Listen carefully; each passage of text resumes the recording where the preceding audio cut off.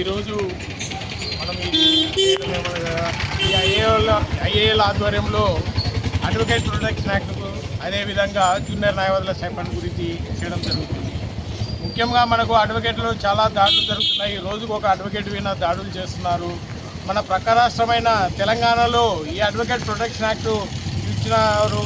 ఈ advocate protection act వల్ల మన న్యాయవాదులకు ఒకరు దాడి చేయాలి అని అన్నా కానీ మన దాడి చేయాలన్నా కానీ భయపడే స్టేజ్ వస్తుంది. ఇప్పుడు చాలామంది ఏ చిన్న విషయాన్ని కూడా న్యాయవాదులపై దాడి చేస్తున్నారు.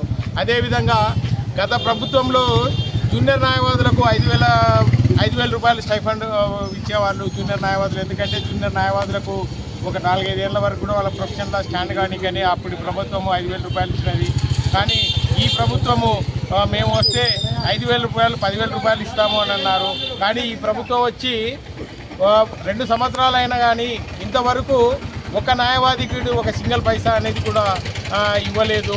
దీని మీద కూడా ఇప్పుడు ప్రభుత్వం స్పందించి జూనియర్ న్యాయవాదులకు ఈ 10,000 రూపాయల స్టైఫండ్ ఖచ్చితంగా అమలు చేసి ఇవ్వవలసిందిగా మేము మా బార్ అసోసియేషన్ తరఫున మేము విజ్ఞప్తి చేస్తున్నాము.